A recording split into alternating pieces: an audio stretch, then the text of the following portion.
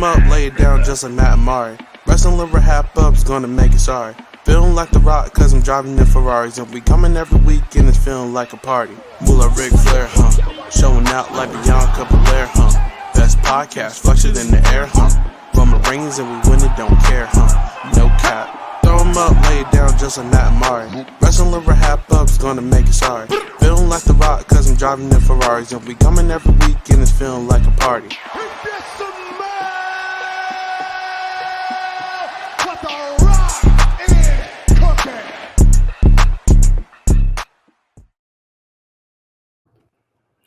Hi, everyone. Welcome back to the Wrestling RHAPup podcast. I'm your host, Mari Forth, and with me, as always, my co-host, my tag team partner, the Tony Atlas to my Rocky Johnson, Mr. Matt Scott. Matt, how's it going? Yeah. Tony Atlas. Yeah. He really likes feet, by the way. Did you know that? I did not know that. Wow, that's interesting. I learned that from watching WWE Legends House, like 7, 8, 9 years, whenever that came out. Yeah, that was a minute ago. Yeah, it's kind of wild that that's what comes to mind for me when I think of Tony Atlas. May have already used them, but again, we're continuing our Black History Month theme here. Oh, yeah. I forgot about that. I'm glad you remembered. Yes. Like you rightfully predicted you would forget about that last week. And yet, let's see if I forget about it next week. How's everything going? It's good. It's pretty good. I feel like I love that we have a theme song now. I can't wait until the day that we have a music video, like us like dancing, like that video I sent you, Mari, of the inspiration in their music video, their song. Yeah. That's us. That's going to be us. Look it up if you don't know, because that's the best wrestling music video out there right now. Okay. I'll let you have that one. I don't know. I don't want They're it. just doing like little jigs, like it's just like not like it's like it's 3 minutes. Imagine us like just jigging a little bit for like 3 minutes, the extended version, and just like standing next to Isaiah 8-Ball. Shout out to him for the theme song. I'm ready for it. I want it to be as awkward and uncomfortable as their music video is. Oh, I am already cracking up. Woo! Wrestling RHAPup. Yes, exactly. And again, like you said, thank you to Isaiah 8-Ball for that. Yeah. It gets me so pumped up. I'm like already pumped up, and I'm like, oh yeah, we got a theme song, and it pumps me up even more. Yes. And we didn't even get to use it in the Royal Rumble, which is kind of sad, but maybe next year. Just like Oksana and Jillian Hall, we were cut from the list. Wow, that's so sad. I mean, Oksana, right? Yeah, Oksana's been cut. But oh man, that's a whole other story. Look, I'm just happy to be here. Happy to have the theme song. If you love our theme song, if you love us, let us know. This isn't the plug section, but just like let us know, because boom, boom, boom, and it's just the two of us today. It's just me and you. Just the two of us. Okay, we can't sing. We can't. I would love to sing so well that our show gets pulled down. All right, we'd be fine. Yeah. Are we doing wrestling today? We are doing wrestling today. Lots of wrestling talk.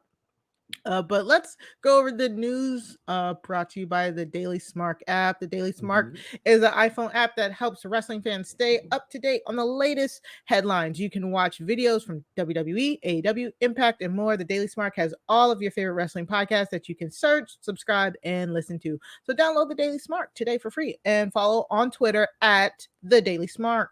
So, man, today. Put my phone down. Yeah. Today. So they announced WrestleMania Backlash for May 8th, which is like, none of us wanted this. None of us wanted this. We talked about how, like, WrestleMania Backlash, that name itself is just always like, it's kind of like, oh, we hated WrestleMania, so here's the backlash, you know. But we've always been used to kind of like the backlashes, and all this stuff. Like, at least it's not like WrestleMania Rewind, like it was like 1 year or something like that. But it's just like, why it's so soon right after WrestleMania. Half the time it's like matches that have already we saw at WrestleMania. So it's kind of like okay, I guess. But it's announced for May 8th. And I think You don't have to. Okay, I guess this. It's like what if we just you don't need to put WrestleMania in the name. I get they made the choice for a reason, and I want to respect it, but it is kind of infuriating. I'm just glad that we don't also have WrestleMania Elimination Chamber, but I digress. It's announced for May 8th, which is good because, like, I mean, they used to do pay-per-views on Sundays, obviously. That Sunday would be Mother's Day, so I guess it's good that they're not having a pay-per-view on Mother's Day. Probably. Yeah, that's a good point. So we'll let you guys know we do have a planned break. We're telling you right now. We will not be here for most of April. We'll of course talk about WrestleMania and recap that. But then after that, we will be on a planned break. So don't be surprised and don't ask us if we quit or if we were fired, because we will let you know if we were fired. And if we quit, well then we'll also let you know. But you'll probably see the drama. So we still don't know if we're gonna cover WrestleMania Backlash because we're planning to be on vacay, I guess you could say then. We'll I'm sure that we'll talk about it at probably after the fact, as we like to do with pay-per-views. I mean, we will be back. We'll be back after our break. Just it's okay, people. We're going to take a break. We're warning you months in advance so you can prepare. You can, if you need it, DM me. I'll send you a calendar invite that reminds you that we will not be here. Exactly. I'm glad that we're really communicating. Maury. I know, so really that great. we don't scare people. It's like we either don't mention it at all or we go overboard in terms of stressing it for like 5 minutes at the start of this podcast. Right. So next up, so we got some news about Shida. So Shida was talking to like a Japanese wrestling subscription magazine or something like that, specifically geared for like Japanese subscribers. But of course, the American wrestling journals got their hands on it and have been reporting about it. But basically, Shida was talking. It says the headline from Wrestling Inc. says, "Top AEW star says Japanese female wrestlers are struggling to survive in the current AEW," which is just really fascinating because we literally had this conversation on December 31st. I was going to say the word I was thinking of wasn't even fascinating. It's consistent with what some other people, aka Big Swole, has been saying. It's consistent with what others have. Well, I guess there haven't really been a lot of people who came to her defense, but it's a very similar story. Do you want to share more of what Shida had to say?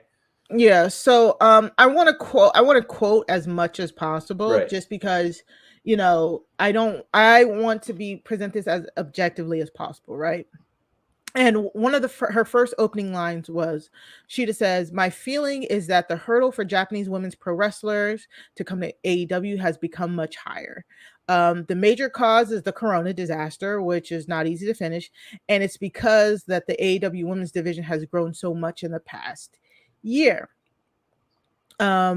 She goes on to talk about how the organization itself is constantly changing. The women's division itself has increased in the number of women. And at the time of the launch, when AEW first launched, like the Joshi women, the Japanese women were the draw, but it's not as much of an advantage as it used to be. So she elaborated further by saying, even she herself is struggling, and she's a former champion. She was a champion for 4 months, women's AEW women's champion, and she's struggling to survive in the current AEW. She said it's been the language barrier has become more of a handicap. Obtaining a work visa, during the coronavirus, right? And it's really sad. It's really sad because it's everything that Swole literally said. Another quote here is, in AEW, there's a high degree of freedom for the players, but because of that, everything is their responsibility. For example, there's basically no assistance from the organization in finding a place to live, even if you're Japanese. That's how it was for her. So first off, she's talking about how she didn't get help finding a place to live once she came over here to America. She talks about how Swole said you have to pitch your own stuff, you have to come up with your own stuff, but it's harder, and she's saying it's harder with like the language barrier and stuff like that. I'm just trying to make sure I grab some really useful quotes. Matt, what do you think about this so far? Well, what I think about it is that obviously is not the exact same situation as what's happening with Big Swole. We get that, we understand that. But I think when I hear you saying all of that, it all makes sense. It's all common sense. Like, this is what happens when you don't think about these factors in developing a company, let alone a wrestling company. And the word that comes to mind for me is like even inclusion, because if you're just kind of going in and saying, okay, we're a wrestling company, we will book wrestlers, and we're not going to think about what some wrestlers need based on where they're from or their cultures. Like, then you have situations like this that arise where she does like, hey, yeah, this is really tough for XYZ reasons. The language barrier, which is something that they could address and navigate. Like, the housing, which is totally something they could address. And so I am curious to see if Tony Khan decides to tweet about how she is a horrible wrestler and how he has no respect for her. But or maybe he just saves those comments for Big Swole. I don't know if he said he had no respect for Big Swole, but I think it felt like it. I think he did, but more or less.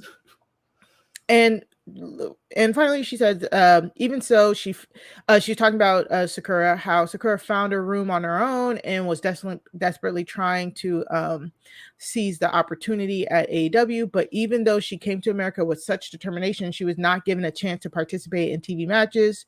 There's a fierce battle to get a chance to compete before you can show off your skills in a match, and that is what AEW is today. So exactly that, because I really want to point out that this is what Swole said. Swole said that it was because there was no creative, it was hard to pitch stuff. She said she preferred that there might be a writer there with a through line. She said all of this, but it got lost in the muck and the mire because people saw that word diversity and it triggered everything. And we talked about it when it happened. Like, a lot of people who were mad at Swole or commenting about Swole didn't listen to the whole entire podcast, where Swole had never put Tony Khan down during that podcast. She talked about how she appreciated him, how things were getting better in AEW, and she made critiques onto how it could be even better, but nobody saw the value in that. They just saw her say like, that diversity, they need to do better with diversity. They turned it into like, oh, it's this many black people there thing. And honestly, we talked about it then, but it falls on Tony Khan. Tony Khan got on Twitter, used his dumb Twitter fingers to come at Swole when I'm pretty sure he didn't listen, because he probably would have heard all the nice things she said about him, but opened up the floodgates for people to attack that black woman for saying literally the exact same thing that Sheeta says 2 months later, and I'm not saying that Sheeta should be attacked or anything like that. I'm saying like Sheeta's been getting an appropriate response on Twitter and from the IWC and stuff like that. And it's just sad that Big Swole couldn't have gotten that either. And then, people might say, well, Sheeta even says in the thing that she still loves AEW and that, she defended AEW. It's like, Swole did too. Swole did not. Literally 36 minutes out of a 43-minute podcast or whatever it was praising that company. Exactly. And the rest of it was constructive criticism, but it was constructive, and she actually worked there and she actually knows.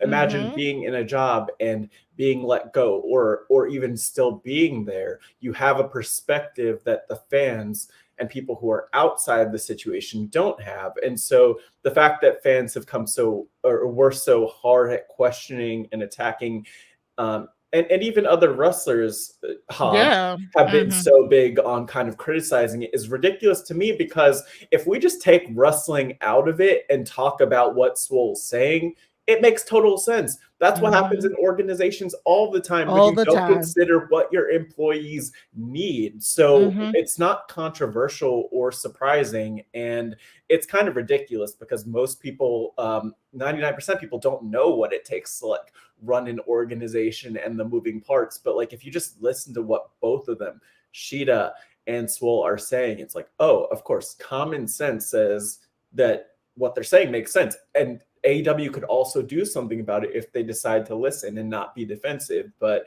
Tony Khan's brand is defensive, apparently. And I didn't realize that until this situation. Exactly. Yeah. So it's just really interesting. You see how people move, and it's just like it shouldn't even be this way. It should have never gotten to this level. And again, I just like I said on that last podcast, I completely blame Tony Khan. I blame at the fans' reaction to Swole. I blame the wrestlers' reactions to Swole. I blame him straight up outright, because he's the one who threw gasoline on the flame and was okay with letting a Black woman get attacked for just merely stating her experience in a positive way. So, you know, has anyone, I mean, I don't know if anyone has like truly asked about this at a media scrum that AEW's done. I know that what's her face, Izzy, that the 10-year-old, how old she is at those. So maybe she'll be the one, you know, who no. But in all seriousness, like that's part of the problem. I don't know if Tony Khan has addressed those concerns, and I'm so glad that this story came up, because every time we talk about AEW, there's that looming over our heads. And like, this is not a petty thing for Black wrestling fans, for probably for Japanese wrestling fans, for any wrestling fan who was on Swole's side and who's on Cheetah's side with this, even though it shouldn't be a side thing. Like, and Tony like still has some work to do to fix it, because you're pushing people away and you're not helping by the people that you're elevating in the company and how you're booking them. But yeah, and we'll get to it. But it just, again, it also defeats the purpose when people are like, oh, this is just drones using this situation to attack AEW. No, sweetie, we're not drones. We just, this situation, I'm pretty sure has happened to us personally. Like Matt said, take wrestling out of the equation as Black people. This is criticizing an organization because of how they respond to your needs is probably something that a lot of us have experienced, and just everybody, like you said, not even just Black people. No, and it's also like why do people do that? Sometimes it's to like drag and attack, and it could come from a place of hurt, which is also a valid place to come from with this, because you know, lack of inclusion could be insanely hurtful, or, you know, and I say lack of inclusion, but like that has a spectrum of like, sometimes it's just downright racist stuff that's happening, but also like I think the other place where it comes from, which seemingly is the case for Shida and for Swole, is a place of, I want this thing that I love to be better. I want this world of wrestling to be a place where I feel more welcome than I do, so that I can thrive, but also others like me can thrive, which is why I'm speaking up. And like, that should be honored and appreciated, because that's actually kind of brave compared to getting on the bandwagon and claiming that everything is fine and perfect, even though your perspective is not the only one that matters. Exactly. And that's the thing. And that's why I hope the main crux of both of their issues doesn't fly over people's heads, because I can already see it flying over people's heads. You know, Swole said the same thing, and they're like, oh, she's criticizing their diversity. They have plenty of diversity. Shida says exactly what Swole says, and they said, oh, Shida's saying it's not good because of the coronavirus. Like, they can't control a pandemic. It's like, how are you taking those small subsets and not seeing the bigger picture as a whole, when they're both saying that they would like a little bit more structure when it comes to creativity and TV time and stuff like that? Like, how can you take, you know, blow up the small the portions to fit your narrative, but not address the core root issue that both of these women have addressed? So, I mean, you know, it's the internet. So yeah, and don't like, if you're if you're gonna hire people, have an idea of what you're gonna do with them. Figure Yeah. I think one of the problems, and this came to mind, so I'm glad this came to mind, is that the problem is that no one's accountable for this, right? So it's like, who is responsible at the end of the day if Shida is not, like, quote unquote successful in AEW, whatever that means, right? Who's responsible if Swole isn't? And because that's not there, it kind of just ends up on the talent. And I don't think that's entirely fair. Right. All right. So that's it. That's enough for the news. Brought to you by Daily Smart. So if you have any questions, please send us emails to wrestling@RHAPhasawebsite.com. We will read your emails on the show. You can join the conversation using hashtag Wrestling RHAPup on Twitter. And you can follow us at Wrestling RHAPup on Twitter. And of course, you can always find us in the unofficial official page Facebook group. Job has a Squadcast. If you haven't already, what are you waiting for? Go subscribe to our podcast feed. You can go to robhasawebsite.com/wrestling feed to easily subscribe to wherever you listen to your podcast. And hopefully you are looking at our fabulous faces right here on YouTube. Go to Rob Has a Podcast on YouTube, search Wrestling RHAPup, and you can see all of our video options here. Right here. We're all here. Look at us. We're real people. We're not just drones on the internet. Like, we're not CGI. We're not deepfakes. Oh, geez, those scared the mess out of me. Yes, they do. All right, so we'll take a quick ad break and we'll be back. Okay, so we're going to go over the highlights of the week. As always, our highlights of the week can be found in a really handy playlist, and your show notes or the show descriptions. And you can watch and follow along as we talk. This week, of course, we got a little bit more build for Elimination Chamber. Elimination Chamber is next week, Saturday, in Saudi Arabia. And we'll be talking about the build, but we're not going to go into the match card because that's what an Elimination Chamber preview podcast is for. And that's what we will be doing early next week, like we always do. We'll bring you our podcast early so you can listen to it before the pay-per-view. We'll do our predictions. We have a wonderful guest. You do. But today we'll just talk about a little bit of the build. So WWE, they announced, like, on their Twitter, like, not even, it's so ridiculous. They announced the second Elimination Chamber match, which will be the women's Elimination Chamber, which, again, why would you not announce it? Anyways, they announced it before Raw, I think it was. What are you about to say, Matt? They didn't have 2 minutes. They didn't have 2 minutes on the show to be like, hey, we're going to throw up this graphic. Man. Or a segment. They like, I guess they kind of what we kind of got where we got matches between Bianca Belair and Nikki ASH, and then of course Liv and Doudrop got a match with some TV time, which was great. So that's, I guess that was their way to build it. But this Elimination Chamber match, okay, so if you're looking at us on YouTube, there's a graphic up. It's Rhea Ripley, Bianca Belair, Liv Morgan, Doudrop, and Nikki ASH, and then a mystery competitor. So it's a 6-woman who's a mystery competitor. We'll throw out some predictions in a minute, but basically whoever wins this Elimination Chamber will be facing Becky Lynch at WrestleMania for the Raw Women's Championship. Now that Ronda Rousey has confirmed that she is going after Charlotte's belt, you mean that now that Ronda has confirmed that she's staying out of Bianca's way? Right. Yes, exactly. Right. So if all things go according to plan, Bianca Belair should win this. If we are continuing this story, we will get Bianca winning the Elimination Chamber. Oh. I know. I just hope that it's a good match, to be quite honest, because I'm trying to think. I think the last Women's Elimination Chamber, because I don't think we had one last year, if I remember correctly. No. But right. Okay. So that's what I thought. So the last one was actually I said that really confidently. Well, I don't think we had one. I truly don't think we had one. I mean, it's a 50% chance either yes or no, but I don't remember us. I don't remember there being one. And Bianca, we had the build with Bianca and Sasha happening, and then on the other side, It was Asuka and Rhea. Remember, Rhea just walked out and that was said, like "I'm coming for the title." Yeah, Yeah, like 2 weeks before the event. Yeah. So right. So the last one was Shayna, when Shayna Baszler ran through the whole entire cage, just put all the girls out, wasn't even entertained. Nobody got offense but Shayna Baszler, just for her to go up against Becky. Yeah, and lose.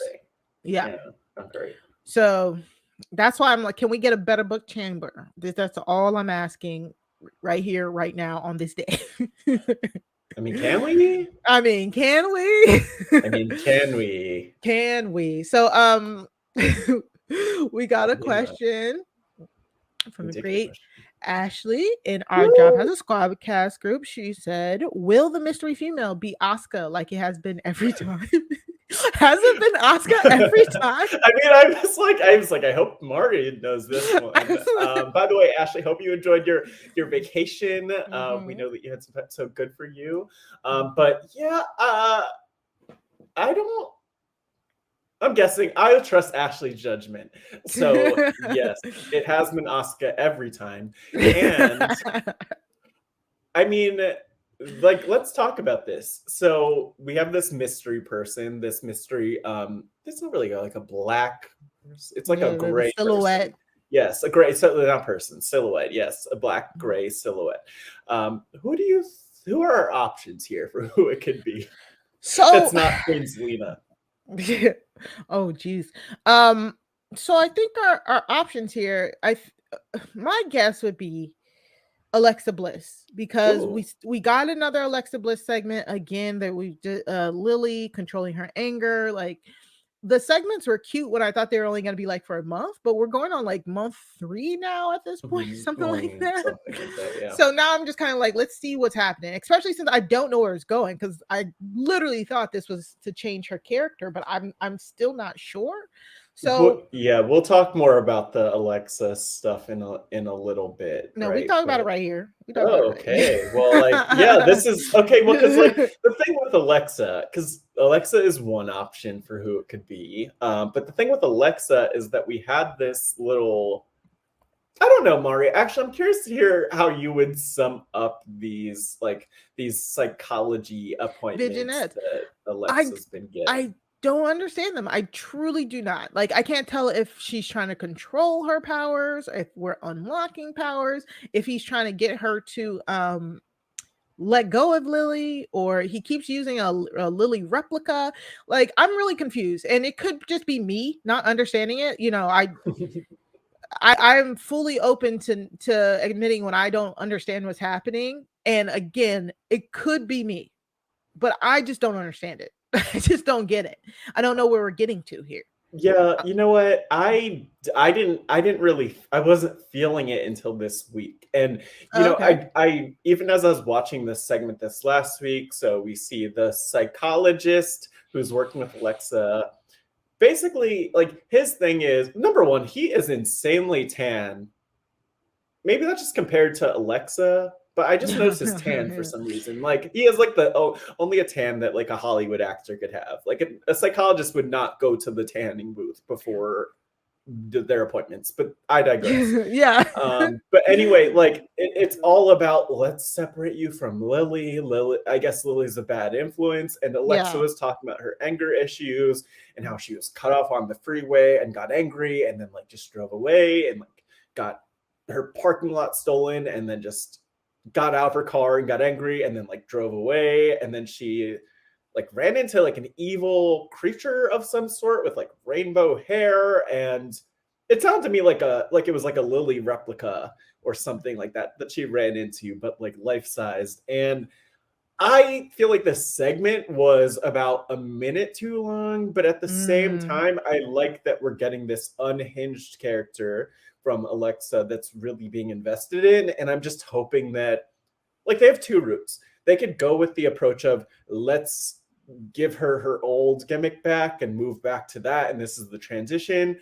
Or it could be a situation of like, let's actually start to introduce this wild character, or this just like demented character from Alexa. So which way would you prefer that they go? Like old school Little Miss Bliss, or Demented Miss Bliss? Matt, I don't care. I don't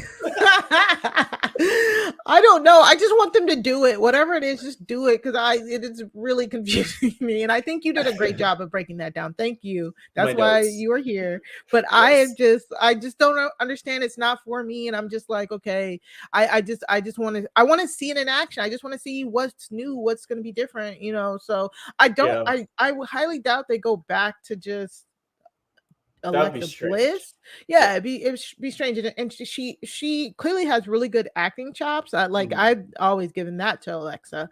So they should give her a character she can gnaw on. So I hope it's something.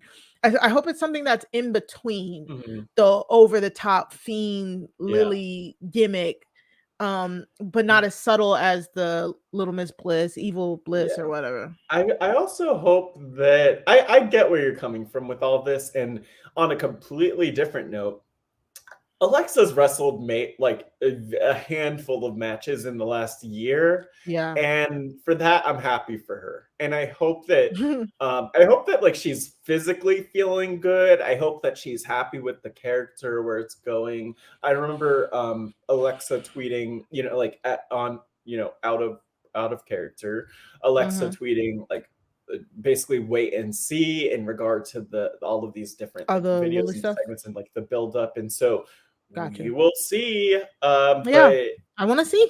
We will. Yeah, I know. I don't mind this. It's growing on me, is what I'm saying. Yeah. So and I know we have some Alexa fans too who are probably watching and kind of excited by this. So I would. So that's what I would expect. I would expect it to be Alexa. But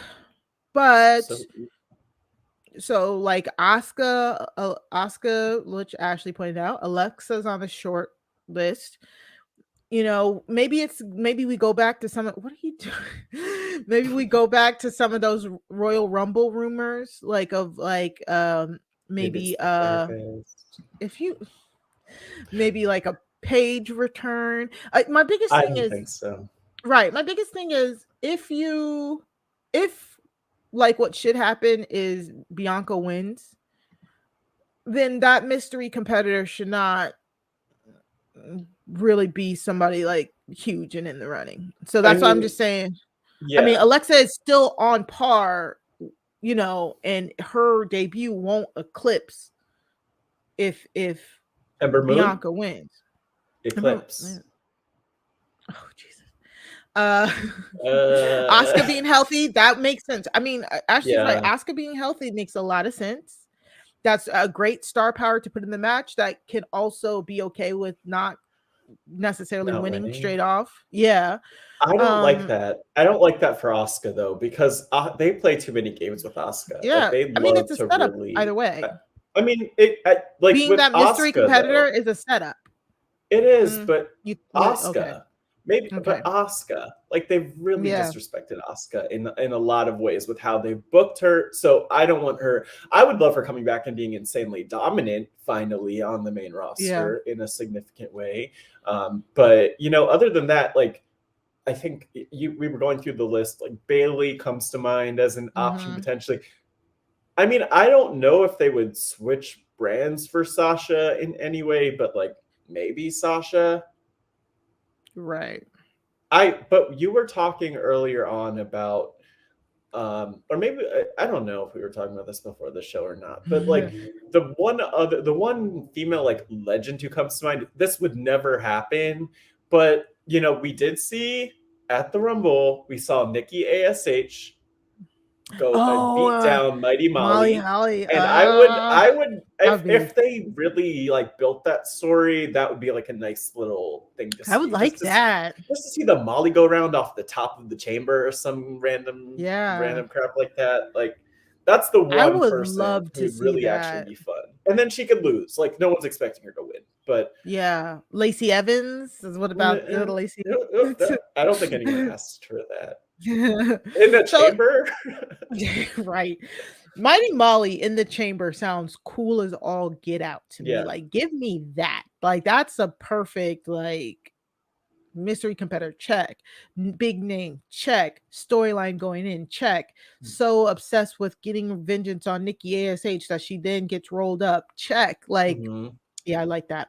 The great Edmo also asked, what current or former wrestler would you have liked to see on this season of Celebrity Big Brother? So a little veering off here. I don't know how many of our... Yeah, just a little bit. I felt like this is a good place to put it because I knew we were going to do a lot of speculating. So the Celebrity Big Brother is underway. Speaking of which, somebody was just on the episode recap last night.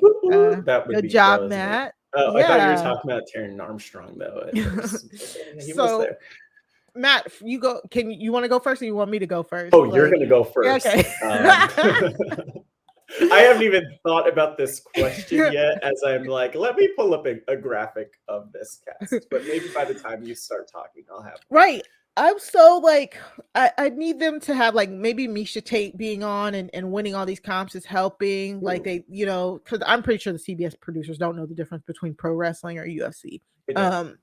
But they've had like Chuck Liddell was on the first season. So, and then Eva Maria is on the second season. So I like this whole, like maybe book one UFC competitor or one former wrestler each season. Cause they're building up their archetypes. So I would love to see it. I think somebody who comes to mind, I think, if you're watching us on YouTube, Matt has pulled up the Celebrity Big Brother cast list. I'm not going to go through it.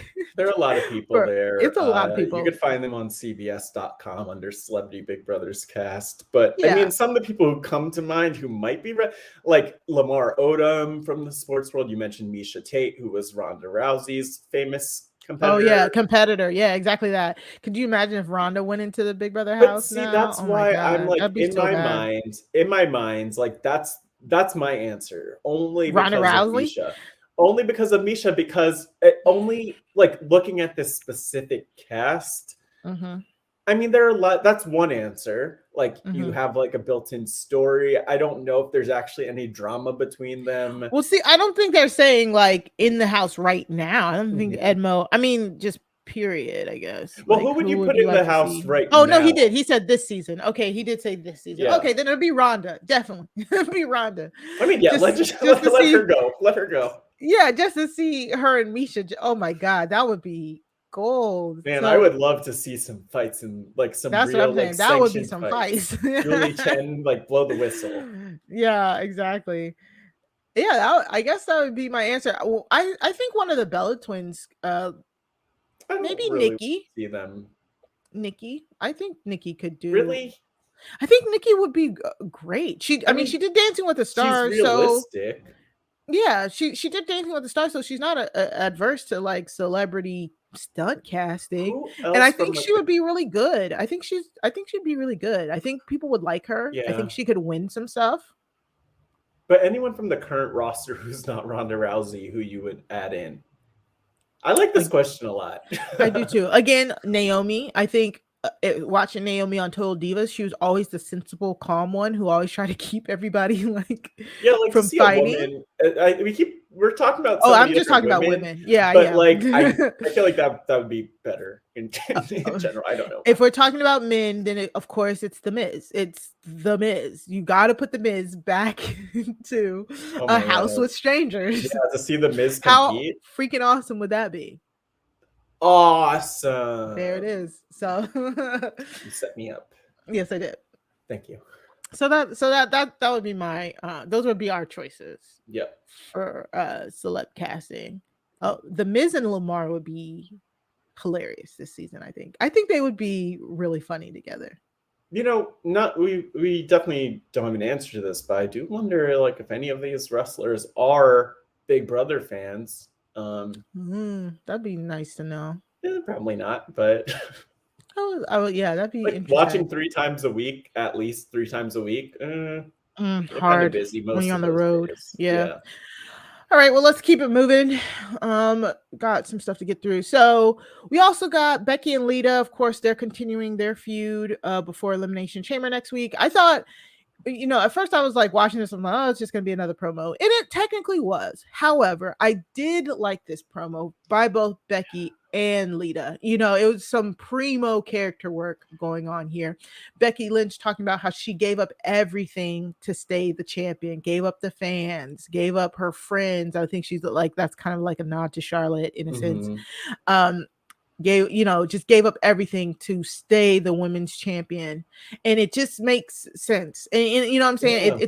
It's such good character development, because it's like, and also reading between the lines, she gave up her integrity in a sense, because she's been healing it up, she's been cheating to win.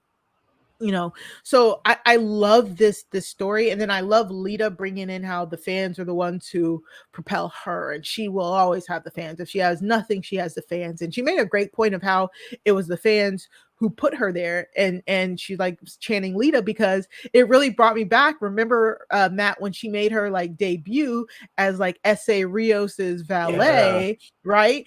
And she hit that moonsault with S.A. Rios. Nobody knows who S.A. Rios is. No offense, S.A. Rios. Everybody wanted Lita. You know what I'm saying? Like, it was the fans chanting that they wanted Lita every time S.A. Rios was out there, that pushed her forward. So great character work. I've always felt like, but I mean, I guess this has kind of changed over time, but obviously the way that Lita was retired with Crime Time and that incident was not great.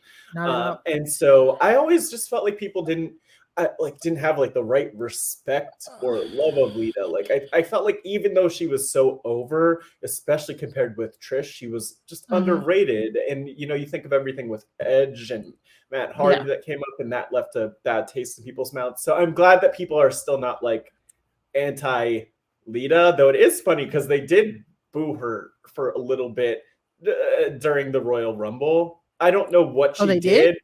I don't know what she did. It was justified. Like, she came out and then she did some, I don't know who she took out. She took out Mickie James for one. But I think she might have taken out somebody else. But it seemed a little heely to me. So that was fine. But I liked this promo a lot from Becky because it felt so raw and real. And it would be like your hero or your mentor asking you to move aside, and that's basically what Becky was saying. And I liked that too. Yeah. But then the other thing, see, I always get nervous when I saw a tweet recently that was about Lita, and I saw a tweet about Lita recently. They were like, Lita's my mama. I want what's best for her. No one's gonna say anything bad about her. And like, you know what? I get nervous when she gets on the mic to start, because like, you know, she has some rust in there. She was really getting into it though. There was the gravel in her voice. Like, what? I was intimidated. So this was well done by both of them. And then actually the twist. What do you think of the twist of fate? And way better twist of fate than on somebody else. Cough, cough, Charlotte. And the moonsault was pretty good. I think that might have been her best one in the past few years. Maybe. Yeah, definitely her best in the last few years. Yeah, definitely. But the other piece too, I saw an interview or a piece of an interview a few days back where Lita basically talked about the Charlotte twist of fate and was like, so actually both of them, because there were two. So just like, Charlotte's tall. That's the problem. Another clip kind of surfaced of Charlotte, like in the whole Ronda trying to hit Charlotte's face on the table, and it didn't go well. I'm really wondering if Charlotte, it feels like she's like very protective of her face for some reason. So she might be like trying to take it easy on her face. That's why she's getting these really weird bumps, but whatever. It's all good. I like this. I really like this promo. And I think it also perfectly kind of sets up what happens once Becky loses that title. You know what I'm saying? Like, once Becky loses that title, hopefully to Bianca Belair at WrestleMania, where does she go from there? And I love that thought process, because she's saying that title is everything to her now. It's the only thing. So what happens when it's gone? Do we get an even more devious, devilish Becky, or do she try to go back to the well and try and like reconnect and try and, you know? I'm here for it. Why are you looking at me like that? No, I mean, I'm just like, Oh, damn. Well, now that I think about it, I've never really thought about Becky losing the championship. Like, she's doing such a great job, but like Bianca needs her title back, so it's just unfortunate. But Becky's doing Becky's doing such great. strong work. And I Yeah. actually, the only sad thing about Bianca right now is that she's not like the featured player doing great work. She's always doing really good work. But I always feel like she's also so much she's kind of has her hands tied when it comes to the writing. And I just wish she was more like elevated right now. Yeah, more prominent right now. I have to disagree a little bit because, like we've been saying, they've been finding reasons to put her out there. And I hate to say it because I don't want to sound like I'm defending them, but I hate when WWE repeats matches. We all hate that. They did it on SmackDown this week with the New Day and Los Lotharios. They did it with Bianca and Doudrop during that time, even though that was an actual feud. But you got to remember that those matches that we've seen so many times on TV, that you're throwing them out there and it doesn't seem like it's for a purpose. It's for the live crowd, because I've been to pay-per-views, I've been to Raws where I'm coming there to see a specific wrestler, and when they're not on the card and not being pushed, it is so demoralizing, and you hate it, and you're like, why did I pay this money? And that's why I've been saying on here every week, I think it's so good that no matter what, they are making room for Bianca on the card on Raw. And she had a match with Nikki ASH this week where Nikki was targeting her knee. It was a well-placed, thought-out match. And so I can't complain. And I think this is better for her because last year, it's a stark difference from last year when she won the Rumble. Mm-hmm. And for 4 months, they had to build her versus Sasha after she had made the choice a month in, you know what I'm saying? And then people were already saying it was getting stale. Yeah. So I think this is good for her. I think the whole underdog climbing to the top type thing is good.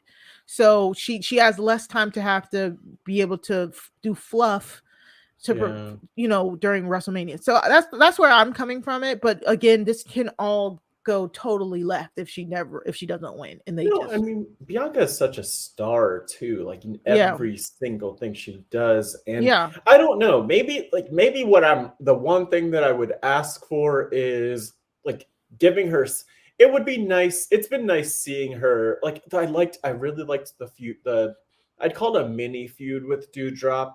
I liked that. Which was really good. It did a lot for Doudrop too, because it really established Doudrop as this strong heel. So definitely Doudrop's value, or whatever you want to call it, went up. Stock went up. But I would love if maybe like this is the fantasy booking of it all, but like back in October or November, if instead of Becky kind of like moving on to Liv and Doudrop and others, like if Becky hired somebody who just was there to beat Bianca's ass. Because like we talked to, I don't know why I think of Jazz. I love Jazz. Jazz was so amazing back in the day, but like just someone like that who just is there to like beat her up at every single chance would be a fun thing to see. But we haven't had that focus with Bianca, which is the only thing that makes me nervous. Right. But that's the good thing, that maybe once this chamber is done, then we'll get the focus. Yeah. And she's still over. I think not over pushing her might be what's saving her right now. Because these fans, I know them. Yeah, once somebody gets pushed and is pushed consistently, why are they being shoved down our throats? She was already kind of getting some of that kind of backlash, but now it seems like she's on the rise again just because she had been taken like a semi back seat. But that's, again, she hasn't even been really in the back seat. So that's why I appreciate it. I think I'm giving them the benefit of the doubt. Right. It's like a little scary. I get a little nervous. Yeah. That's where I am. But they're so far so good. They haven't messed anything up. Yeah. So we also got more from the WWE Championship and Universal Championship builds. Really nothing to write home here. Bobby Lashley, no Brock Lesnar. right? No Brock Lesnar on Monday. No, but did he come in later? The whole idea, like the whole idea of this one was that Lashley was sending a message to Lesnar. Yeah, Brock. It literally was him, like literally sending him, like he literally just said words. Yeah, exactly. And it's like, Lashley, you're the champion. Like, why is this feels really backwards? You know what I'm saying? Like, Lashley, like, oh, I hope it comes down to me and Brock Lesnar at the Elimination Chamber so I can pin him again and prove that I'm the champion. It's like, but you are the champion. Like, why are you sending a message to somebody who's not the champion? So we'll see. I truly don't know what's going to happen here. I really do not. I do not want it to be title for title at WrestleMania. How do you put Brock in an Elimination Chamber match and not have him win is what's the scary thing. And the only thing, the only thing you can do it is what Bobby just said. You have the champion pin him, you know. So I mean, honestly, the thing is, like, Brock, this is a great situation to not have Brock win in. A multi-person match. It is. Lots of shenanigans and weapons and steel and other things. And like, there's so many people coming, in theory, coming at Brock Lesnar in this match that, I mean, you'd think that he wouldn't win, but then again, he's Brock Lesnar. He's Brock freaking Lesnar. So that, you know, I don't know what they're going to do here, but let's hope speculate that it's tough more. to see Bobby get, you know, last month we saw him just getting torn apart on the mic by Brock Lesnar, who was basically calling Bobby irrelevant, and then Bobby wins the championship. And it's Black History Month. Like, Brock Lesnar beating Bobby Lashley is not okay this month. Maybe in March, but they don't have a pay-per-view in March. We're down bad this month. Matt, I'm sorry. I've seen 0 wins for us this month. It's like Bianca loses, Lashley loses, Booker T probably returns and loses. Oh God. Yeah, so we'll do more speculation on what we actually think will happen at the Elimination Chamber for the preview match. So we can just move on. We will. We got Charlotte and Naomi on SmackDown. We did. Woo! They gave them girls time, man. I was like, they giving the girlies time. They came on at like 9:30 and got the rest of SmackDown. I am like, I've never been so happy. Like, and Charlotte, we've talked, I think we talked about it before, but Charlotte and Naomi have not feuded like a legit feud. No. Ever. At the one time they even got close, it got interrupted by the welcoming committee and all of that.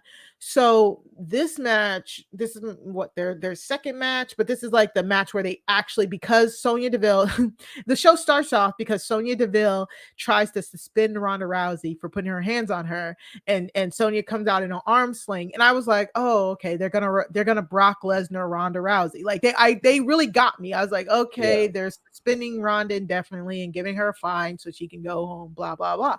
But then Adam Pearce comes out and says, oh, this is directly from Vince McMahon. Like, your request to fine Ronda is denied. Vince McMahon saying that somebody abusing their power doesn't sit right with him is laughably hilarious. I mean, you know, but like to play devil's advocate, let's not.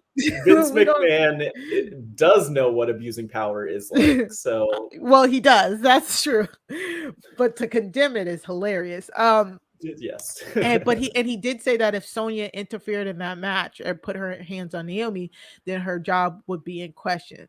And so Naomi came out. I love that Naomi just came out looking all great to be like, he said you can't put your hands on me, but I can put my hands on you, and just slap Sonya and then walk out. I was like, oh, this is what they're opening with? Okay. And then we get the Charlotte and Naomi. Like I said, they got the full time. And you know, I thought it was a great match. You know, there were a little bit of like, there were some problems here and there, but Charlotte was like, somebody was like, oh, Charlotte likes Naomi because Charlotte, you know, she was in her bag. She did not phone it in. I will give Charlotte this. they both went out there and put it all on the line. We all knew what was going to happen. We all knew Charlotte was going to retain so that she can go and face Ronda Rousey. And at that first 5 to 10 minutes, you could tell the crowd was like, okay, this is great, but we know what's going to happen.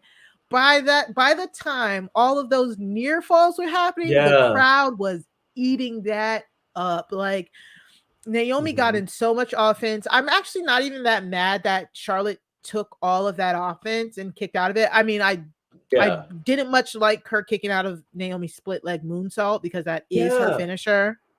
But that like, I mean, that could have been like just if one like just give it a little bit more like I wish she got a half second more. It was. Yeah, and Naomi hooked the leg with her leg too. Like, Naomi really had the cover with that. And so I did see a clip, though. I don't know if you sent this to me, but I saw a clip somewhere on Twitter of, like, the crowd reaction, but filmed by a fan in attendance. And you could hear, like, the excitement, like, oh, Naomi might win it. And then the disappointment when obviously she didn't get the pin on that split-legged moonsault. But damn, Naomi is so good. So good. And I'm so glad she got to like finally show out because a lot of people talk about how like sometimes she just does not get to show out because she has to like slow down. And I'm just glad that Charlotte was in there as a good base because that's exactly what Charlotte was doing. She was just a good base for Naomi to do a lot of flipping over. And I think Naomi busted out like almost all of her a lot of her like Funkadactyls offense. The only thing we didn't see was her Rings of Saturn, her version of the Rings of Saturn submission, which would have been really great to see Charlotte in. But other than that, it was really good. Charlotte winning with the natural selection. I always don't like when Charlotte wins with the natural selection. It seems more like a signature move to me than a finisher, but it's better than having Naomi tap out to the figure 8, I think. That finish was not the cutest finish. No, because I don't exactly know what was supposed to happen, but the timing was off. Yeah, I think they had a cut for time. I think there was supposed to be like maybe 1 or 2 more sequences. And then they're like, no, you got to go into the finish. And then they went into the finish and it threw off their timing. But they had to go into the finish because they needed the Sonya Deville run in. Yeah. And then they needed the Ronda run in, and then they still ended up finishing 3 minutes early. Yeah, it was just like I watched that match back and watched it like a few times where I was like, come. They're standing there, and Naomi's like, "Do I do something?" And Charlotte's like, "Do I do something?" And they're both just looking at each other, and Naomi walks up to Charlotte, who's just standing there, and does like jumps up beautifully, by the way, for like just a standard jump off the ground to like a rear view, which obviously hit Charlotte, and then that's what led to the finish. But that's like my only thing about the match. Was that the part where, because I don't know if it was because they had did that almost kind of like that sequence before it where Naomi was about to run to the ropes. She was supposed to like run to the ropes, but Charlotte was supposed to grab her hair to stop her. You know what I'm saying? And they did that sequence maybe a step or 2 before that. So then I wonder if that was supposed to set that. I don't know. I still said I think there was something that they had to edit out, so it kind of miscued or whatever. I don't know. I just know that it was still a really good match. But like it happens. It happens, and I don't think it really, affected the match. I couldn't even imagine it. I can't even imagine it reflecting too negatively on either of them at all. So that's what matters, right? Exactly. And Charlotte, if Charlotte and Ronda are allowed to have, these are sloppy MMA style matches type, if they can get away with that, then her and Naomi can get away with that, because I thought it was like I thought it still worked. No matter what, I still thought it worked well. And you mentioned we haven't talked about Ronda yet, by the way. Right. So Sonya Deville comes in and she's like in Naomi's face, and it's after the match, coughing on her. Yeah, if triggered. I mean, I don't know what she's trying to do. No.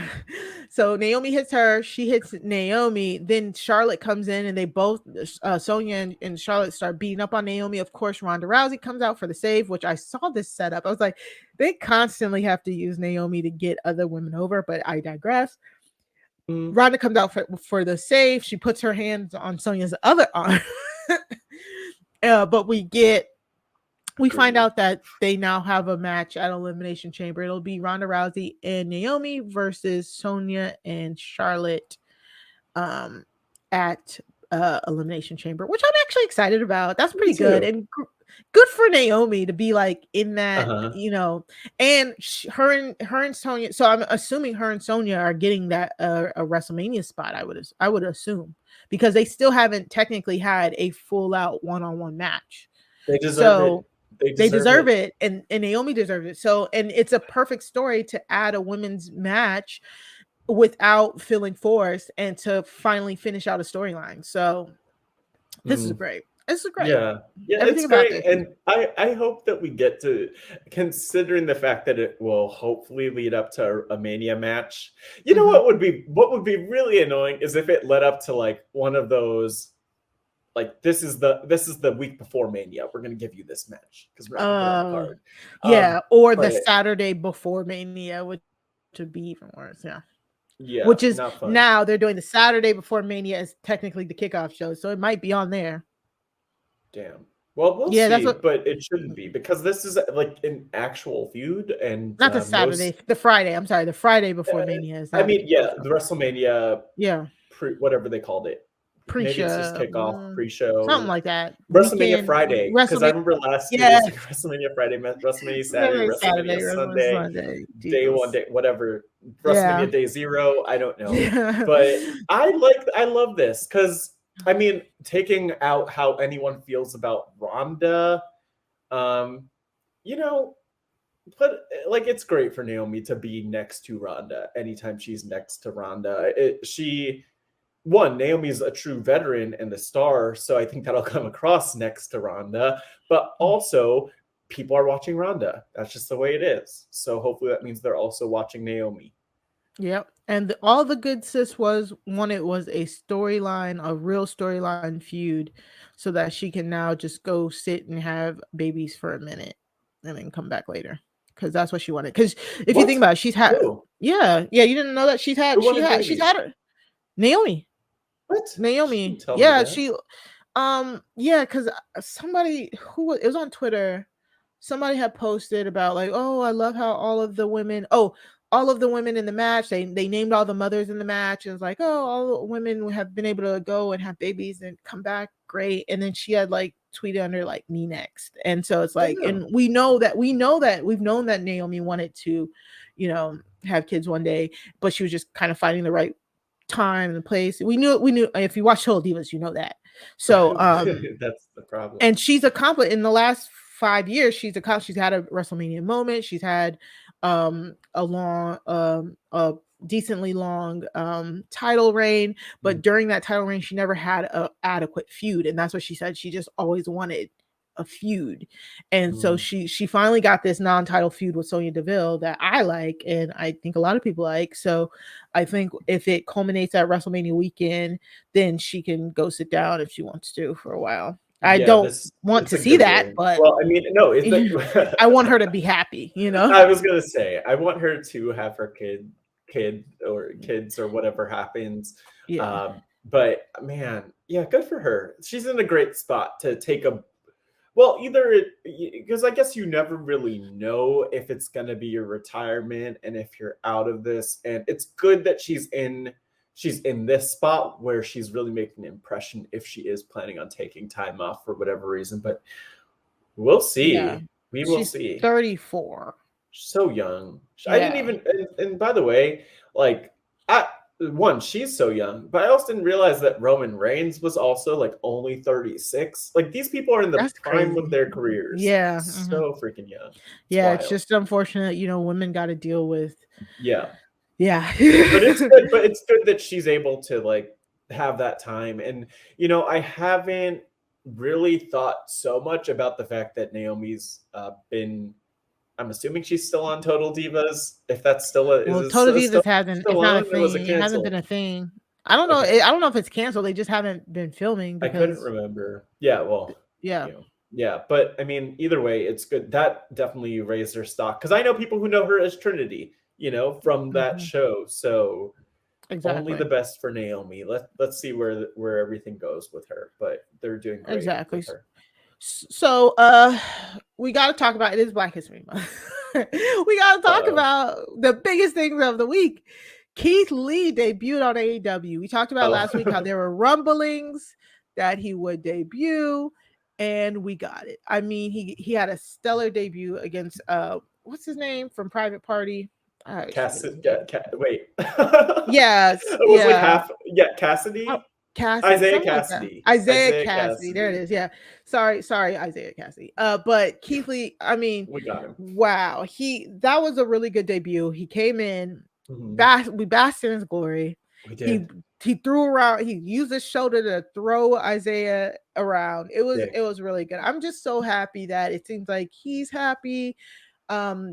They have a star instantly. The crowd loves Keith Lee. The internet loves Keith Lee. So AEW, the ball's in your court now. And this match, just as more context to this match, was to qualify for the Face of the Revolution ladder match, which is a thing. Ooh, and, you know, Matt Hardy was there at ringside with Private Party.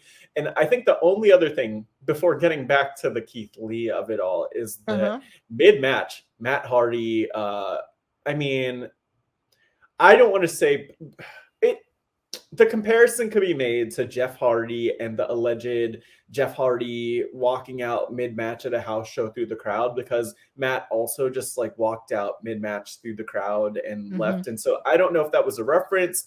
There have been a lot of rumors of Jeff coming, so that's a whole other story for us to watch. But man, Keith Lee was so, I think, I would imagine, underrated in this spot. The way that he threw Cassidy up in the air like a stack of feathers, like 50 feet in the air across the entire ring, almost out of the entire ring if he wasn't careful.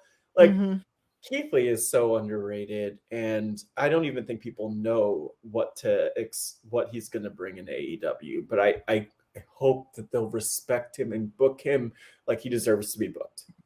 How do you feel, though, Mari, about like this debut? Because I don't know what to think, but I was just hoping that we would get like flat out main event Keith Lee, but maybe that's asking for too much. Yeah. They probably need to build him up after that WWE run, especially. I mean, it'll depend. They just need it. That's why I said the ball is in their court, because the Face of the Revolution ladder match, I have the definition here. Six competitors are vying for a large brass ring that has often been synonymous with the pursuit of success. That is such a troll. Anyways, the brass ring guarantees a TNT title shot for the victor. So if Keith Lee he's going to be in this match. If he wins this match, he's going straight to the TNT title spot, which is their secondary championship spot. You know, I don't know. It's just kind of like, yes, it's great. Build him up. If he's gonna get a TNT title shot, we still don't know who the other competitors are or anything like that. So if it was me, I'd hot shot him to the main event. But right now, AEW's main event scene is, you know, all over the place. Hangman Page is doing a great job. He just had a really good match against the Archer and Lance Archer, I think it was. Yeah. And so I was just, that's what I'm saying. I know it, but I always hesitate before I say it, because I know people are gonna just like jump down. But like, you know, it's just clogged. It's just kind of clogged. So at least if he's getting consistent screen time, if he's being booked great, then he gets a title, then he goes on the run. Like, now it's up to them to prove that they're going to be better. If you're going to say, hey, WWE dropped the ball on you, we're going to pick you up, it's now the burden's on you to prove why WWE was wrong. And you're putting yourself in that situation. You are opening yourself up to criticism, because if in 3 months Keith Lee is on Dark or Elevation, people are gonna have some stuff to say about it, you know, not on TV. But yeah, like you know what I do hope that they do with him, maybe the opposite. I don't know if I'm contradicting myself or not on this, because I did say like, oh, it'd be nice to see him debut into the main event. But like now that they debuted him the way that they did, maybe he's in that face of the Revolution ladder match. He could win it, and then that could lead to a title match. And you know, I wouldn't want him to win the championship so early, but alternately, like maybe there's a feud that springs up out of this. I just think he needs to like establish that he could do the promos and establish what he could do in the ring, because he, especially in the last year between having COVID and being deathly ill and then returning and being Bearcat, he hasn't had the opportunity to showcase that. So yeah, I mean, we'll see what they do here, but I believe with this reminds me of the Ruby Soho situation back a few months ago at All Out, where Ruby debuted in AEW and then won that match. And like, you know, they have to always be careful about like, just putting former WWE stars on the top of the card. And I think they're doing a pretty good job of that right now with like not, well, Big Swole might argue with that, but that's a whole other yeah. But look, we'll see what they do with Keith Lee and yeah. Mike from the Job House Squadcast group said, I'm sure you will cover Keith Lee, but how in the world does WWE miss on a guy like that? I understand he doesn't have the traditional look, but the guy just freaking oozes star power. Like the traditional look, if you look at the traditional look, he does have that. You know what I'm saying? Like if you go back to the early, like I'm not, you know what I'm saying? Just like just wrestlers, not the bodybuilder wrestlers, but just like husky men, you know, big old husky men. And you know what? I think well, there's so many big wrestlers that come to mind. I am I gonna do this? We'll see if I do this. But like I saw the one and only Chappelle, aka C-Dog, Chappelle, tweeting just about some of the negative reactions to Keith Lee and his body type and other things that are just like ridiculous. Like there's nothing, he doesn't have to change anything about himself.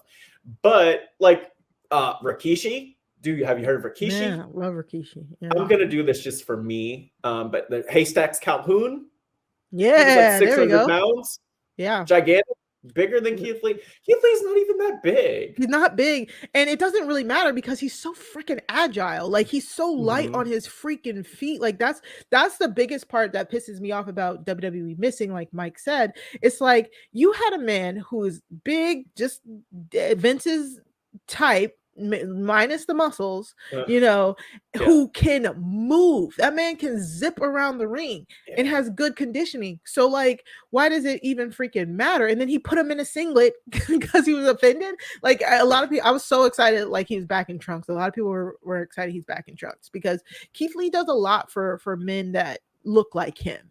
And so like I really appreciate it. But also what I did not appreciate on commentary, I think it was Jerry. No, Jerry. I was about to say Jerry the King Lawler. No, it was JR or somebody. It sounded like it was JR. Said he's like a young Mark Henry. No, sir, he is not. He is nowhere near a young Mark Henry. Like, what are we talking about? He is nothing like, the only thing that him and Mark Henry have in common are they are big black men. That is literally it. Because Mark Henry in his whole adult wrestling life has never zipped around the ring that Keith Lee zips around the ring. Like, that's the annoying part for me. Mark Henry. Think about it. You know what? I'm not even gonna sit here and what? Do it. No. Choose violence. Mark Henry, who only got good on the mic once he was about to fake retire. Like, what are we talking about? But did he get the one Mari? We don't need the Mark Henry who could only go 7 minutes. Like when he first debuted. I mean, he only had like, okay, I'm not here to drag him, but actually, here's what I'll say about Mark Henry. One, he does annoy me a little bit with some of his comments about lots of his wrestling. comments. And you know, we see this with a lot of veterans of that generation where they feel like they need to make comments on things and on people and how they feel. And sometimes it's good and supportive. Like, I believe Mark Henry was maybe part of discovering Bianca. Maybe, he was. He did. He discovered Bianca and Braun Strowman. No, not Jade. But anyway, he's done good things. Good for him. But you know what? One good promo. He had one great career promo. And then there was like the Mae Young sexual chocolate hand baby birth, but like we don't talk about that anymore apparently. So, anyways, I'm dragging both of them because JR, what the or whoever said it, what the was that? Because that was not an appropriate comparison. Who would you compare Keith Lee to? Keith freaking Lee. That's who I would compare him to. If we're talking about a big dude who can move, then maybe Brody Lee. That'd be the closest thing I would say. But other than that, you don't need it. He called him young too. He said a young Mark Henry. Yes, he said he reminds me of a young Mark Henry, which doesn't make sense because Keith is like 40 something, right? I mean, and honestly, like if we're gonna be fair, I mean, I don't know how old he is, but he's not like Mark Henry was not good. This is good when he was young, and he's definitely not Mark Henry. But also, like, it really, anytime, you know what? I have to get this off my heart. It's like anytime, like Mari, if someone looks at you and they're like, you know what, Mari, you remind me of like a young, or like you remind me of like a Jacqueline or a Jazz or Bianca Belair. It's like you are literally only seeing this person's race and like not even thinking about all the other people. Even though me, like I feel like I was like a Jazz when I was younger, but still, like exactly, like you're only seeing it, and it's especially egregious in this case because they really have no comparisons. JR doesn't know who. I mean, maybe he knows who Keith Lee is, but he clearly doesn't know him enough. Yeah, exactly. So that's our little. We gotta say something positive, dog. We gotta say something positive. You know, I like the way that JR.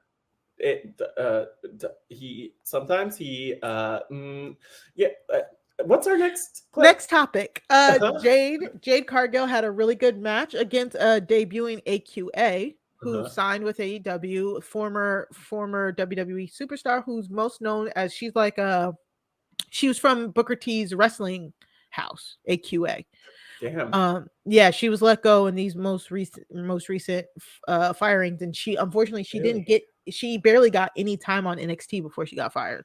So good to see her in a match here with Jade. Jade did some new offense. She really like swung her around for it was like a sidewalk slam or something. It was like an opposite direction, like a reverse sidewalk slam. Maybe that's what it was really, really interesting looking. So Jade is still perfect at 27-0, and she seems to only be getting stronger. AQA had her debut match, so all is right in the world. We did get a question about Jay White.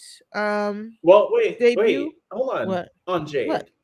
Jade is so good. I don't want to go past Jade. Oh, she is very good. I'm not trying to. I just we're time. No, I know. Yeah, I know time. But I just want to. Jade is so good. Like I would just recommend to anyone to go back and watch her matches because like recently I went back. I've just like been binging Jade stuff. I find like anytime we talk about Jade, I just go back and like watch stuff. Like Jade versus Anna Jade winning the TBS champion, Jade versus Julia Hart. Like she is so good. Her pump kick, Mari, she didn't do the pump kick in this match, but her pump kick is so good.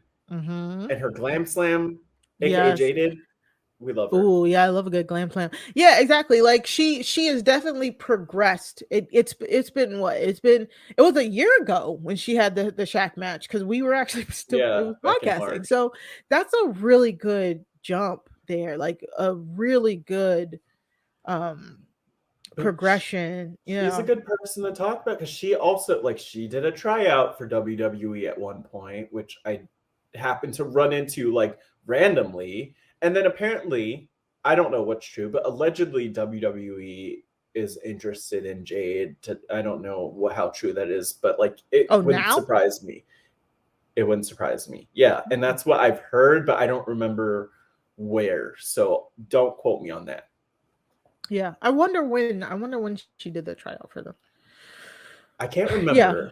I can't remember, but let's say like 5 years ago. I don't know. The performance center, and that's something again. Swole had said if AEW had something like a performance center, like Jade herself, because we're just talking about her right now, she would have made even more leaps and bounds and strides within this past year. She's doing a great job, but could you imagine if all she had was just time to really work on her craft? That would be amazing. And it is something they do suffer from, not having like a home base to really develop some talent, you know? Yeah, and just to like mention this, that she had she tried out in April 2019, and apparently she said she turned down WWE after the tryout. So she turned them down. Okay, good for her, I guess. I don't know.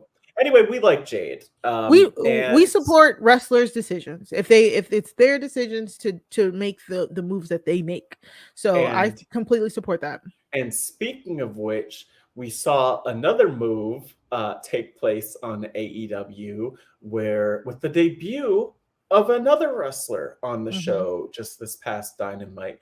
And, you know, in the conversation, we probably won't spend a ton of time on this, but in the Forbidden Door conversation, none other than Jay White showed up over from NJPW to kind of align with the Young Bucks and Adam Cole, who actually he like also feuded with in NJPW, and really to attack Trent Beretta. And I don't know. I don't have a ton of thoughts. Like, we're not NJPW people, but I don't know if you have any thoughts in relation. Yeah, we're really not. No. But I will say, like, it was like people love him. Yeah, they love him.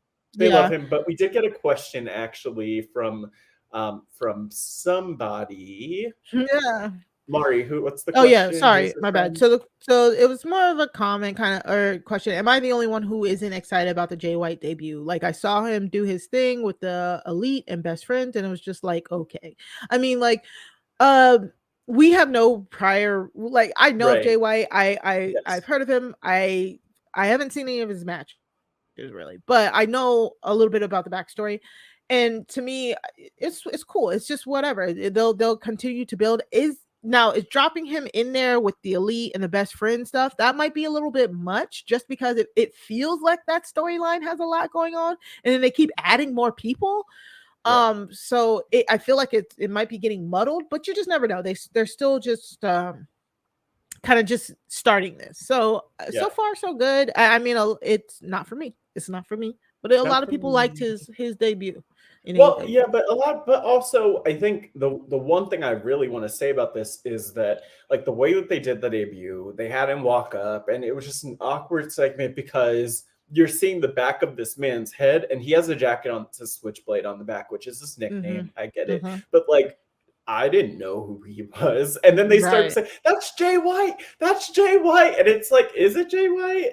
Is it? Who is that? Because it kind of looks like Brian Kendrick from the back. And we haven't talked about Brian Kendrick, but we're not even, that's a whole other conversation for another day with him, and all, you know, very disappointing as a wrestler that I've really enjoyed. But anyway, Jay White appears here, and we just need more backstory and more setup. Like, this is kind of a comment that I think we've had about AEW in the past to some extent. And that's what I said. Like, you know, people will accuse us of being so used to being spoon-fed by WWE that, like, I've never understood the you know, WWE does overdo it. Like, they'll show us clips. They're like, oh, this is what just happened. It just happened 20 minutes ago. I saw it. You know what I'm saying? Like, I get it. Like, that feels like a browbeating. But when you have a new character that debuts on screen, you know, I don't think it would hurt to just lay out a little bit more of the history. But you know, they like that. It's like, oh, it's like if you know, you know. The girls that know, the girls that don't. You know, they love that style. So again, it's just it's very, it can be alienating for fans like us who aren't in the know, and we admit we're not in the know for AEW. We admit that. But like we are at least, but we're definitely not in the know for NJPW. Yeah, that's true. Piece. Yeah, and great so point. they whatever. We'll see where it goes, but not the most spectacular debut. It is what it is. It is. Yeah, exactly. It is what it is. So we'll just take a quick ad break before we come back and wrap up the show. All right. So we've been kind of trying to talk about NXT 2.0 for like the past 2 weeks, but we just keep running out of time. Yeah. Yeah, and we'll give it, we'll give it some more, we'll give it some more time today. But NXT 2.0, even though we haven't been really talking about it on the show, it is still probably my most, it's what I kind of look forward to most every week, to be quite honest. And I've always said I like the sports entertainment aspect of NXT 2.0. I love when I love that they're building characters. I like that it doesn't take itself too seriously. It's geared towards fans like me. That's the type of fan I am, and I have no shame in that. And I don't shame anybody else for not liking NXT 2.0. But I just truly love all of the characters on it and all of the character work and all the storylines that they're doing, that it is the one thing that I watch when it's live. So it sucks that we haven't been able to talk about it, but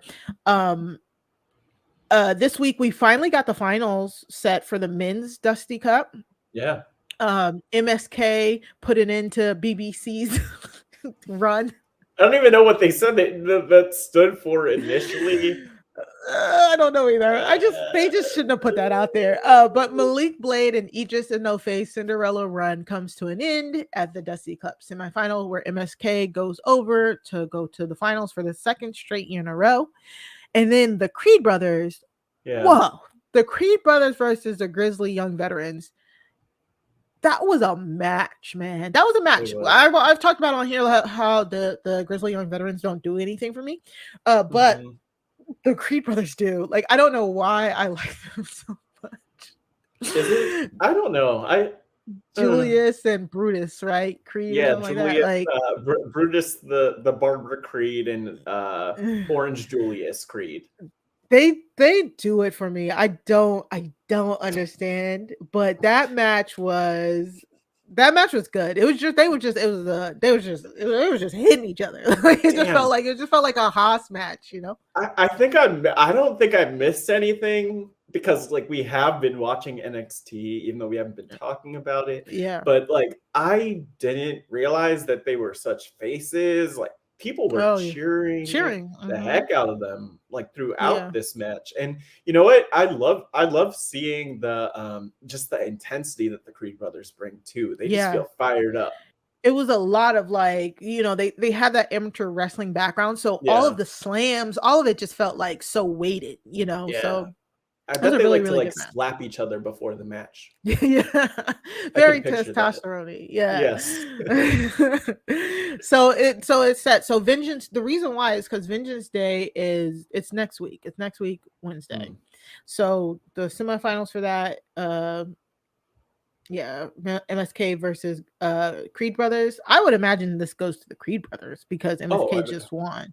And that'd be perfect for them. They're even hot. They're hotter though, right? They're hot. Too, yeah, they are. I wasn't expecting when we started. I was expecting. Well, we talked about this, and I think we predicted that this would be the final. But I just assumed that the Creed brothers would be huge heels here, and. Well, what we haven't been able to talk about for the last 2 weeks that's been on our outline staring at me is their work with Imperium. I think their work versus Imperium has pushed them to that babyface side. True. With Malcolm Bivens being excellent as their manager. With what's his name? Oh, Gunther, which we didn't talk about, but that name goes hard, y'all. I'm sorry. I get it. We all miss Walter, but the way he says it, I'm like, dude, okay, now let me back up. We do love Gunther. And Imperium. And so that's why you have to have the Creed brothers win so that they can face Imperium for the championship. True. So it's a done deal. we also got Sarray. We finally got Sarray's new entrance, and we got her versus Dakota Kai, which is again another good match. Dakota Kai is just phenomenal. Star. I just want her to break. I want her to shut up. Like I love Dakota Kai. Just completely lose it mentally. I don't know why I'm advocating for a mental health break here, but that's what Dakota's character. That's what Dakota's character is giving. That's what it's giving. But what did you think of Sarray's entrance, Matt? Did you see her entrance? Yeah, I did, and this was like a very inspired entrance. Like I guess I wasn't ready for us to see like this character, and I hate that the comparison Sailor Moon. But Sailor Moon's come up a lot lately. I mean, but I think that's the inspiration. I would assume. I don't. Yeah, I think so. But I love anime in general. That's the inspiration. Yeah, and I talked about before Alexa Bliss and liking what they're trying to do with the backstage segments and like the psychologist and just I don't know what his degrees are. So maybe he's a psychiatrist. But anyway, like I like this too because we have an alter ego built in. Like, ooh, Sarray. I hope we get this every week. Sarray walking up with the little pendant and it's glowing, and then walking through. Did she walk through smoke? Yeah. So what happened is Sarray clutches the pendant we talked about a few weeks ago. It was like given to her mom, and it's like very like a sunburst-esque type of thing. And they've always done like kind of like a warrior of the sun style gimmick with her, like where her first entrance too. Like her first entrance had like a rising sun and smoke and all that. Sarray, all of that. So she's holding the pendant backstage, what looks like backstage. She's walking towards the stage with the pendant. She's holding it. She's like kind of clutching it. She stops. She looks very thoughtful, and then she walks through smoke. It's like from the backstage smoke. And when she comes through the front of the stage, it looks like it's just all smoke, and she comes out with completely totally her outfit, her wrestling gear is now on. The pendant is like the emblem on her wrestling gear, and then she even has her hair is colored differently. What the heck? Which is really cool. So if you go back to that first picture you had up, Matt, you can again, you can see, if you're watching us on YouTube, you can see all of the pictures, and you can follow along with the highlights in the show description and the show notes. But like, if you go back to that first picture, it's kind of like, it looks like, you see how, so she starts with white. She has a bang that has like a white bang, and then a piece of like red or pinkish on the side, and then the rest of her hair looks brown. So I think, and if you can tell, it's kind of coming off on her forehead. So it looks like it's probably like temporary spray paint. So it's not a permanent dye, so that she can go back and forth with the character. Either way, it's really good. I really liked it. I thought this was a great match for her, with the win over Dakota and all that. I like it. Yeah, I do. I like it. I like that they're trying to give her a character. So far, doesn't seem offensive. I like it, and I mean, I think it didn't even click for me with the Sailor Moon comparisons have been there, but even just this idea of like nerdy woman transforms into this like superhero warrior of the sun type of thing. I love it. I mean, I think that it's different. That's what we want. So yeah, exactly. So and she's only getting started, so we'll see where it goes from here. Yes. And finally we had Mandy Rose versus Kaylee Ray. When they had their match, it was a pretty decent match. It was a good match. Mostly felt like kind of like Mandy running, like Mandy, like Kaylee Ray trying to put the moves on Mandy, and Mandy kind of like dodging it. But anyways, it was a good match. No matter what, it was a good match. I think it really healed up Mandy. It had the people behind Kaylee Ray, but of course, Toxic Attraction comes in, and they cause a disqualification. But we got EO came out to rescue Kaylee Ray. And earlier in the episode, we had EO talking with Zoe Stark. Yeah. saying like, "Oh, Zoe really wants Io to find a partner for the Women's Dusty Cup." Like they have they even had one match for the Women's Dusty Cup? Like I really don't care about the Women's Dusty Cup, sadly, because it was like Raquel might be teaming with Cora Jade. Now it looks like maybe Io and Kaylee Ray, I guess. I don't know. It's all over the place, especially when we know that basically Indy and Persia are gonna win it. Because Toxic Attraction has been trying to come in between like Indy and Persia, and then they already kind of built that feud out. So I can't see anybody but Indy and Persia winning the Women's Dusty Cup. So that's why I think I don't care. And because most of these women's teams are just thrown together because they have no women's tag team division. So yeah, but Io came out for the save. It was cute. Sure.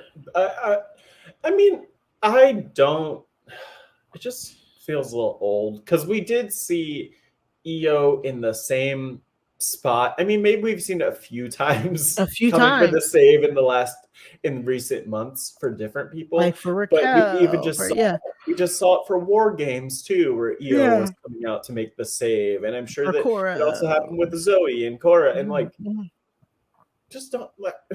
Nobody. I mean, okay. How is Io not on the main roster in the middle? How's Io not in the middle of the feud? How is Io not the one getting beat up by Toxic Attraction? That's my question.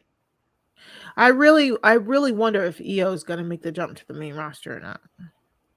We'll see, but we will see. Maybe after WrestleMania, maybe she'll debut after WrestleMania. Because I mean, I get it. There might be no point in debuting right now. You know what I'm saying? When you're on the road to WrestleMania, it's set. The women's matches are basically all set. They do need more women on the main roster now, though. I feel. Well, I mean, they do, but also they need to also kind of figure out like what are they doing with Xia Li? What are they doing with? Right. I mean, Aaliyah Carmella and what are they doing with Carmella and Zelina? Like, I want those belts defended at WrestleMania. Yeah, like what are they doing? I mean, there are a lot of people actually. There's a lot of stuff. Yeah, exactly. So she doesn't really need to be up there right now. But not right now. It just feels like she's been treading water for what feels like at least a year now, right? And I wonder what they're thinking, because I mean, I guess we'll see where they're going with it, but like they have this new NXT 2.0 direction, and it does just seem like she's really elevating the other talent, which it has a place, but that doesn't need to be her place. You know, she is talent. She doesn't need to be there to elevate everyone else. Right. Yeah. So we'll see. Maybe she's a mystery competitor. No.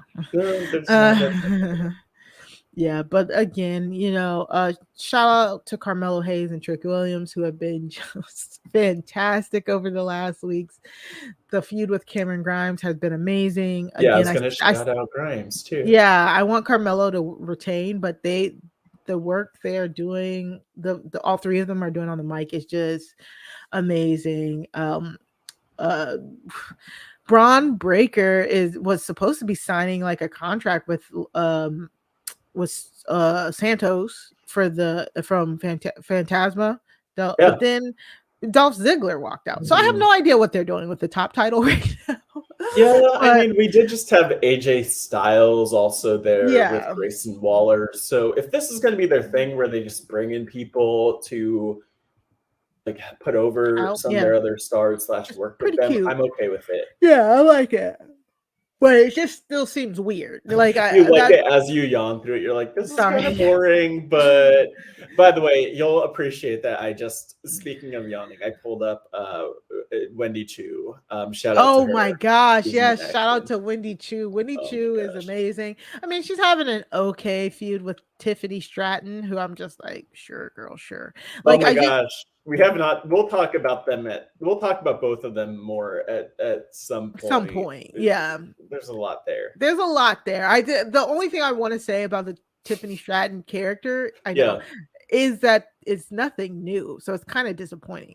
No, but the fact that it's happening in 2020. Well, no, it's really not. But we'll see. We'll talk about it later. Yeah, we'll talk about it later. We'll get there. NXT 2.0 has been doing a I was between fabulous and fantastic. Let's just say a fantabulous job.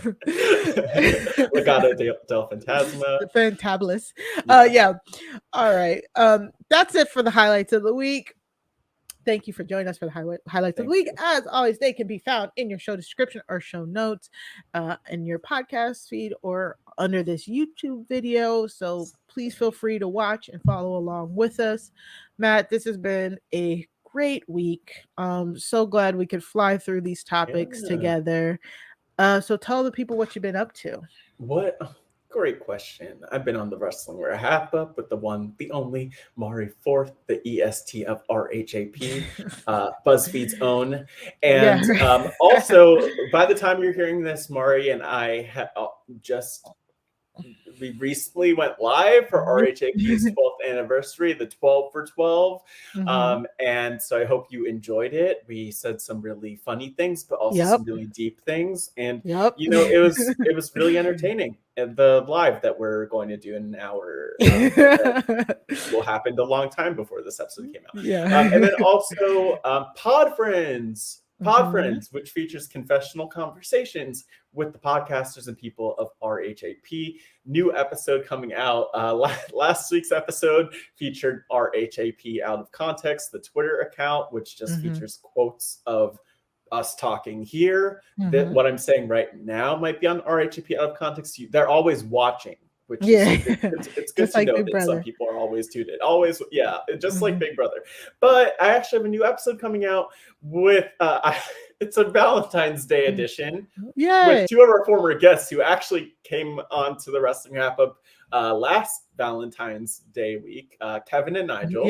And so I interviewed each of them separately and edited it all together, and that will be out on Sunday night. So if you're looking for some love, some loving feelings, some warmth, just in time for Valentine's Day, you could tune into that episode with Kevin and Nigel. And you can follow me at MattScottGW, but that's what I've been up to. Mari, I heard that you've been all over the place. You've been talking to the people here. You've been talking to people there. You've been just doing it all. Tell us. Yes. So last week I was on Nothing But Netflix with the great Sarah Carradine, and of course Rob Sesternino, and Chappelle was there, I guess. We talked about Murderville, the like improv / murder mystery series on Netflix. So we did full spoilers up for the first episode, and the rest of the episodes we didn't spoil, so you can play along with Murderville itself. So go check that out. That was really fun. That was probably, like, no offense to you, Matt, but that was like one of the funniest podcasts I've ever been on in my entire life, mostly because the subject matter, like, we can't get too funny here on WWE because they're like constantly disappointing us. Serious. But not, you know what I mean, but it was so funny. So definitely go check that out. I was also on the Married at First Sight podcast with Jason and Asia, which is really fun. We remarked that was the first time all three of us had podcasts together in that way without you. Oh, damn. I was like, that doesn't sound right. Just I the three of swear us. that you all have been together before. But it was fun because we were talking about our favorite messiest and like messy reality TV shows. So go check that out. You can find that at the Rob has a website.com/ I think it's love at first sight. That'll give you, if you subscribe there, then you'll get Married at First Sight feed, and you'll get a Love Is Blind feed. So I binged Love Is Blind yesterday, and this season is gonna be crazy. I'm so excited. But other than that, of course, every week you can find me here on the Wrestling RHAPup with the great Matt Scott. And if you want to know what else we'll be doing, you can always follow me on Twitter at Mari Talks Too Much, 2 like the number 2. And like Matt said, hopefully you came and joined us for the IG live that we haven't done, but that we will do. No, it was great. Yep. So that's it for the Wrestling RHAPup podcast. have a happy Black History Month. I hope it's going great for everybody. Mhm. Everybody. But of Everybody. course, wrestling is for everybody, but not all wrestling is for everyone. Bye. But Black History Month is for everyone, but not everyone's black. Bye. Throw 'em up, lay it down just like Matt and Mari. Wrestling RHAPup's gonna make it sorry. Feeling like The Rock cause I'm driving in Ferraris. And we coming every week and it's feeling like a party. Moolah Ric Flair, showing out like Bianca Belair, Best podcast, flush it in the air, From the rings and we win it, don't care, No cap. Throw 'em up, lay it down just like Matt and Mari. Wrestling RHAPup's gonna make it sorry. Feeling like The Rock cause I'm driving in Ferraris. And we coming every week and it's feeling like a party.